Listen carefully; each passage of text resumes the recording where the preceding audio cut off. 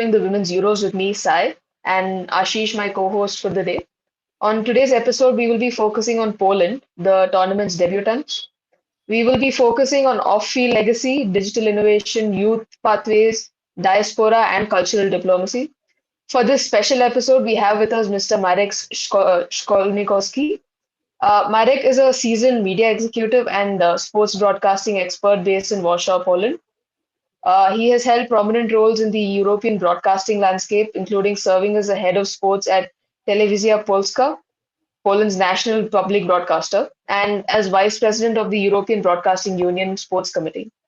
With a strong background in media management and a vast professional network across Europe, Marek has been instrumental in shaping sports media strategies and fostering international collaborations. His expertise extends to academia, where he contributes as a lecturer, sharing insights from his extensive experience in the industry. Marek's leadership and strategic vision have significantly influenced the evolution of sports broadcasting in Poland and beyond. So, Marek, welcome to Beyond the Playbook. How are you? Thank you very much for the invitation, and it's a great honor to be here. Congrats on the pronunciation of my last name. It's very difficult, I know. It was 99% perfect, so congrats on that. Thank you, and I am really amazed that you are interested in the European landscape of women's football. It's really amazing, and I think that is the biggest proof that women's football is emerging from ashes all around the world, and it's building up and it's gaining more and more credibility. And we still have a lot of work to do globally, but it's rising, and we should be proud of it. Yeah. So, I'd like to start off by asking you when Poland beat Austria in the qualifiers for the Women's Euros and they won in the second leg, thus qualifying for the Euros. Where were you when this happened, and what was the immediate feeling you had when you realized that the women were heading to their first ever major tournament? Actually, it's a very nice story because during the second leg, uh, I was at a party organized by the Polish Football Federation, by PZPN, and it was the 90th anniversary of founding. No, it was the 100th anniversary of founding the Polish Federation. There were like 400 or 500 people across the room, and we were supposed to start, but the girls kept playing against Austria, and the result was really good for the Polish national team. So there was this huge screen, and everyone was watching the game. And the guests had to wait. There was the Polish president, some former presidents, some guys who were the heads of the Polish Federation, national coaches, so all the important stuff and all the really most important people in Polish football. Everyone was waiting. And everyone was watching the game. And after Poland scored the goal, it was like 500 people all in this fancy clothes, in suits. They were celebrating, they were screaming. It was really amazing. And it was the first time, I think, in the Polish football history where the women's football was this common place where everyone was celebrating together, and for the first time the women's national team made everyone happy and everyone was cheering for them. Yeah, that sounds like a beautiful moment actually to be able to celebrate with a lot of people around, especially a lot of people who were a part of this journey indirectly to being associated with the federation and the higher ups. I think that would have been a wonderful moment. it was really amazing because there were also some former Polish football players and also women's former national representatives. And for the first time, the women were also joining the Legends Club of the Polish football. So I think for them, there was this player who played over 100 games in the Polish women's football national team. And I think for her, it was something really special because, first of all, she and the whole community was for the first time recognized. And then to celebrate this huge success because it's the first time that the Polish national team advanced to the Euros with a superior team because earlier that year we played two games against Austria and we lost severely those two games. So it was really a shock and something unexpected. So I think that was a great thing for the whole of our community. Yeah. So, coming a bit to the off-field legacy part, the Polish Association undertook a project called Polska Piłka 2025 in the year 2020. Can you tell us a little more about this?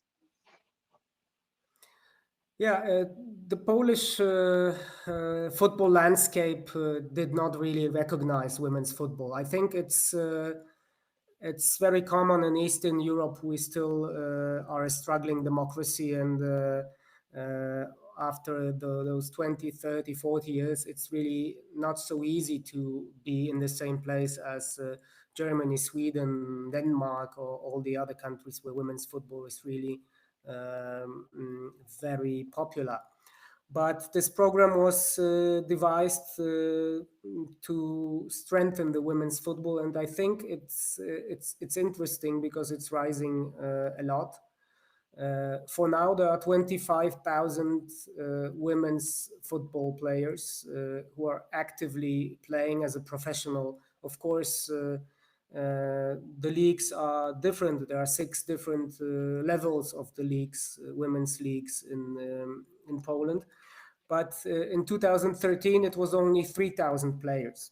So as you can see, it's exponential growth. It's like 9 times more within 10 years. The same happened with women's referees. Now we have over 500 women who are taking part in women's and men's football matches as referees. Earlier it was 180. Still, there are some barriers and obstacles, and they are really high. But I am optimistic because of what's happening right now.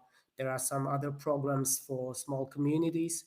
If you are a club in the third, fourth, or fifth division, or if you have a youth team, you can get up to 5,000 euros just to invest this money. I don't know, in coaches or in buying some kits or and everything that you want to invest to be better and to go forth.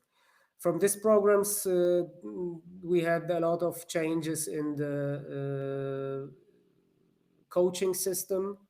The Polish national youth teams are starting to be acknowledged in Europe.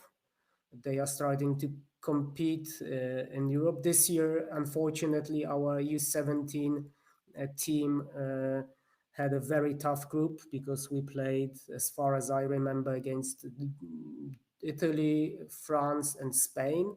So it was really difficult. But last year, the Polish U17 national team won the bronze medal. So it was something which was really amazing for the football community.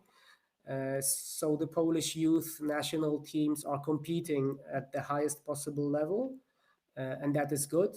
They are not only participating, but they are starting to win and to have good results. So it's better, and I'm really optimistic. But still, first we have to be proud because it's very easy to say that everything is wrong and we need more and more and more. But in order to get more and in order to be more recognized, we have to work even harder. Yeah, that's right. And I think it's a really good step that the Polish Association has been putting in a lot of investment in the different um, parts of the footballing ecosystem, the youth teams, the clubs, the league structures, etc. So, have you seen any changes, any significant changes in the local club participation among women? Yeah, still, unfortunately, there are a lot of teams where the young girls are playing in the teams with boys. Uh, from the coaching perspective, it's not so bad because the girls, they have to struggle and they have to be even better when they are competing against girls. So they have to be in this really challenging environment. But still, it's something which should not take place in modern world. So there are a lot of teams that are emerging in little cities and towns and all over Poland. But still, there is a lot of work to do. There are some changes. 20 years ago, I don't remember. There are, I don't know, several girls' football teams in Poland. Now there are thousands, so it's getting better and better. So it's really fantastic. I don't think that it's all about the federation. Uh, I think it's more about the people who are building up the communities, people who want to make a difference, and people who want to give equal chances to young girls who want to be not like Robert Lewandowski, but like Eva Pajor. Both are playing in Barcelona. Yeah, I think that was also a significant part of the project that the Polish Association launched because they wanted a collaborative effort from all parts of society in order to promote the sport among women, and it wasn't just the federation focusing on what they were doing. So I think, yeah, you make a really good point that it's an effort from everybody. Yeah. So in the recent years, TVP Sport they've increased the women's football coverage significantly by broadcasting more league matches, by focusing more on the national team, and even some of the youth games. So how has this affected the interest, the public interest in women's football? Yeah, it has affected it immensely because before the Polish football national team, women's team was in private hands, so you could not watch the games free to air. You have to it was behind a paywall, so you had to pay in order to watch the women's football team, and the ratings were really bad. But now it's free to air. It's in TVP Sport. Everyone can watch it. The interest is huge. The audiences are maybe not so fantastic like in Great Britain, where BBC had fantastic records when it comes to women's football. But it's getting better and better. You can watch the Euros, you can watch the Women's World Cup, you can watch the championships in U17 and U19 with the participation of the Polish national team. During Qatar, the World Cup, Men's World Cup in 2022, one of our experts was Nina Patalon, so the coach of the Polish women's team. So she was there. She was involved in the World Cup, and it was really fantastic as well. TVP Sport is showing the Polish Women's League. It's one game per weekend, and the hours are early hours in the weekend, but still it's free to air. Everyone can watch it. Everyone can see how the product is built up. And it's also very important for the clubs to have exposure and to find new sponsorship deals and to build the product. But still, like I said, it's difficult. It's still work in progress. Uh, you have to be creative to find a way to reach the young audience and to convince everyone that women's football is getting more and more attractive and professional, that it's not, those clumsy women who are trying to be like men. It's ridiculous, but a lot of people have tendencies to think like that. So it's huge work. A lot of has been done, but like I said, you cannot wait and be happy about what happened till this moment, because it's over, it happened, and now we have to think how to move forward, how to move another step, another two steps, how to establish women's football in all other developing countries, in all countries where there is some problems in democracy, where there are some human rights issues. It's still something which has to be done globally, and I think men's football was this tool that united people all around the world, and I'm sure that women's football is also the case. Yeah, that's true.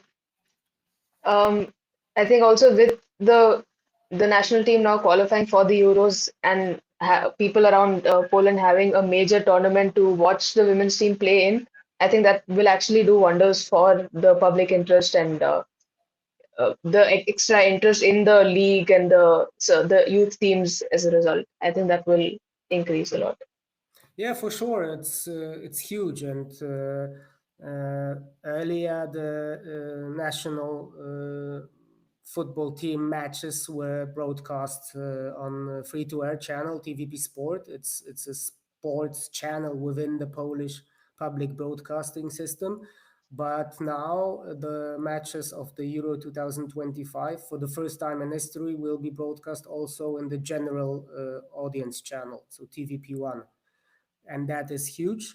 Maybe it's something normal in Germany or in Great Britain, but in Poland it's really difficult to convince the heads of general audience channels to uh, let women's football into the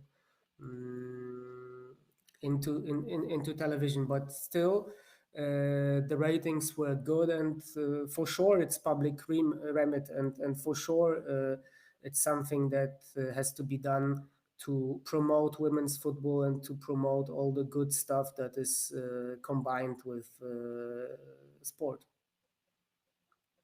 Yeah, as you say, it is a small step compared to the other countries, but I think it's a major step from the point of view of Poland. So, coming to the youth pathways, there was another project, I think a part of the 2025 plan, which was called Girls Team Not Only on the Pitch, which runs girls football festivals in all the 16 regions of Poland. So, what has the plan been for scouting and developing players from the smaller towns in the rural areas of Poland? Still, it's very interesting. The project is very interesting. It will be several festivals across Poland. Uh, mm, it's about building relations. It's about fostering self confidence, and for sure, it's about having fun, because football is having fun. In June, Poland will host the U19 European Championships. There were some rumors and talks that Poland wanted to host the Women's Euros in 2029. I think that might be the case, that Poland in the future will try to host this kind of a competition, and it would be fantastic. Scouting is getting better and better, but still, like I said, there are those teams where young girls are forced to play with boys. uh, the best girls really move up in the ranks, and we can see that the Polish national youth teams are getting better and better. And even if we lost 3 games this year against those huge rivals, it was close, and it was really competitive. So it's fantastic. I know that the Polish Federation last year they hired over 30 new scouts who will be responsible for scouting all across Poland. Mm, they have to each of them has to have 6 observations per month, and the ratio would be 4-2. So 4 observations will be in men's football and 2 in women's football. I think that's huge. Of course, everyone can say, yeah, it should be 3-3. Yeah, but I think we will get there. And as you said, it's a huge step. Earlier, it was 6-0. No one was interested in scouting those young girls. Now it's happening, and it's amazing that it's happening. It's happening exponentially. It's happening very fast. A couple of years ago, it was really difficult to even talk about women's football, and now more and more people are getting educated. More and more people are getting involved. So I think that is a great success. Yeah, it's actually nice to know that scouts have been uh, told that they have to scout both across both genders, and I think it will actually help in increasing the pool of youth players for the years to come. And I think as Poland is also showing interest to host many of these major tournaments at the youth and the senior level, I think they will come these tournaments. They will have a great pool of players to choose from, and actually will go on to have a lot of success. So I think that's a very good move with a lot of great timing behind it.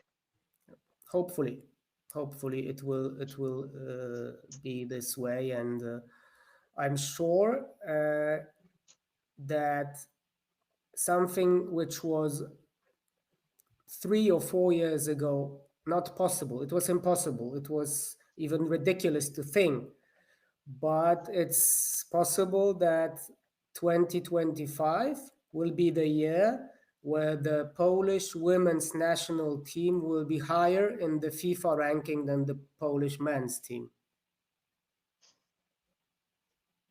Yeah, that's quite amazing actually. So as we all know, FIFA recently announced that even the women's competition now will be expanding to 48 teams from the 2031 edition. From the point of view of Poland, that is still yet to qualify to a World Cup at the senior level, and also from a bigger picture perspective, from a women's football perspective, what do you think of this move? Mm, First of all, we have to play the Euros. And of course, it would be amazing to qualify for the World Championships. But I am not so convinced when it comes to the World Cup that 48 teams is a good idea. And I'm talking about men's football. And with women's football, 48 is ridiculous. It's huge. I think I don't understand it. I think that you have to move smart, and that you have to make little but firm steps. And 48 teams for the women's football, I think for now it's too much. And I think it's too much for men as well. But if you want to build up a product all across the world, it has to be a good product. And I don't think that you will find 48 teams around the world that will play on the, let's say, free to air level. So uh, that it would be on the level that would be accepted by the general audience. Mm, And I think it may be counterproductive, but of course the guys in FIFA, they are amazing. They have fantastic ideas. They know how to make money. They know how to build up the product. So maybe they know what they are doing. But from the Polish perspective, it's cool that it will be easier to qualify, and it would be fantastic to see the Polish women's team play and compete during the World Championship. It would be another breakthrough, and the Polish national team is playing against European teams, and it would be fantastic to see our women compete with other continents.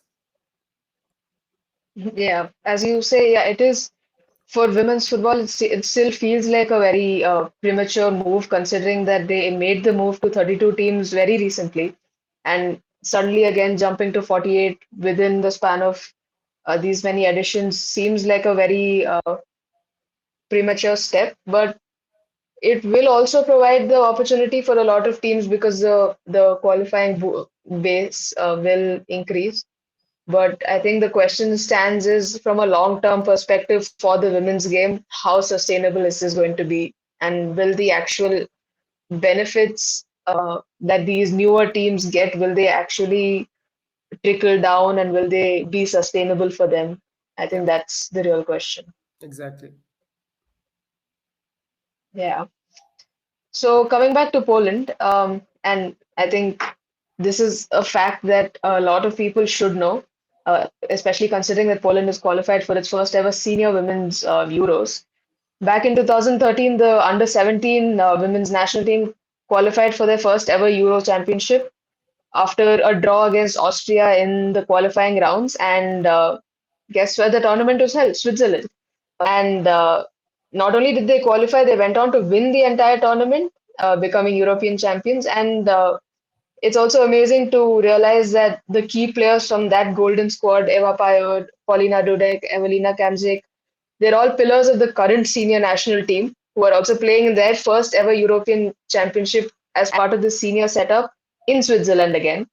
And again, after beating Austria in the qualifier. So it's almost like a proper full circle moment for the Mhm. Polish national team. So I don't know if that doesn't get people excited for Poland's campaign in the upcoming Euros. I don't know what else will. So Marek, tell me, how do you think Poland will do? What predictions do you have for the team? Yeah, this story is really amazing, and sometimes there are signs, and these are really the signs that you can pick up.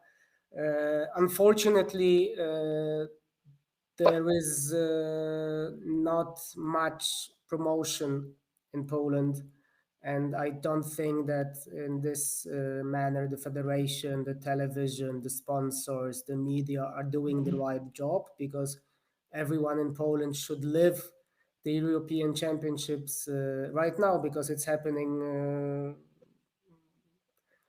in the blink of an eye. But unfortunately, it's not so popular. But I think that when the Polish team will play, it will be hyped, and the interests will and their interest will grow. It's very difficult to have predictions, because first of all, I'm a professional, and I'm not a fan. So if I were a fan, I would be really excited and think, yeah, we can win this. But then you know that the Polish national team qualified against Austria, but we lost the two games against Austria earlier. We know that we have a very tough group. I think it's the toughest group, because we have Germany, we have Sweden, and we have Denmark. Germany is the 8 times winner of the competition. All the teams together combined, they had 17 medals, and 7 times they were in the semifinals, where the third place game was not played. The last time each of the team was not in the finals, in the final of the competition, was 1993. We played against Germany 6 times. We lost all the 6 games, scored 3 goals, conceded 28. And in 2024, we lost 2 times against Germany. We played against Sweden 8 times. We lost 8 games, scored 3 goals, conceded 31. We played against Denmark 4 times. We had 1 draw, and we lost the other 3 games, scored 2 goals and conceded 14. So altogether, we played 18 matches against those rivals and had 1 draw and 17 losses. And it was 8 goals scores and 73 conceded. So it is a huge, huge challenge. I don't think that Poland may be a real contender for winning or for having the medal, but it's fantastic to be there, not only to participate but to compete. I'm pretty sure the girls or the women will do everything they can. They are really ambitious. They are fierce. They are fighting. They want to show everyone that they are fantastic football players. We have Eva Pajor. I read an interview today with the German national women's team coach, and they are really scared that Eva Pajor can do wonders. But frankly speaking, I will be happy with everything. Just, even if we lose 3 games, but play offensively, play a nice way, a style of playing, and try to compete and give our best, it would be fantastic. I don't want to watch, this uh, defensively playing team that knows that will lose, but is trying to concede not many goals. I don't want that. Let's play offensively. Let's play fantastically, and you can lose games, but you can still be the hero. Yeah, I agree. I think, but despite all the stats, it still is a major tournament. I think Poland really has the opportunity to show what they're made of and why they deserve to be in this position. And personally, I think they will be a very exciting team, given that there are a lot of youngsters in that team, as well as the experienced players from the 2013 and onwards campaign. So I think I will be looking out for Poland um, very much, especially given that they are in the so-called group of death. Yeah. I think it will be a very exciting watch to watch Poland. Yeah, hopefully, and as you said, it's a mixture of those really talented youngsters and football stars like Eva Pajor. So it is amazing to watch them. I think that it's too early to think about real success, but for now, the biggest success is to be here, and let's celebrate that, and let's celebrate that we are amongst the best European teams. I agree. I agree. So I think on that note, that positive and uplifting note about Poland's youth, I think we can Poland's team. I think we can end this meeting here. This has been quite a wonderful discussion with you. I was really excited to do this episode, given Poland's history and the fact that the federation is doing a lot to promote the women's game in the country. So thank you so much, Marek. This was a wonderful chat, and I hope you all enjoyed. Thank you. It was a pleasure, and thank you for having me here. And also good luck for your team and for developing women's football in your country, because it's amazing. I see that you love it, and you are very passionate about it. So that is half of the success. Yeah, thank you so much.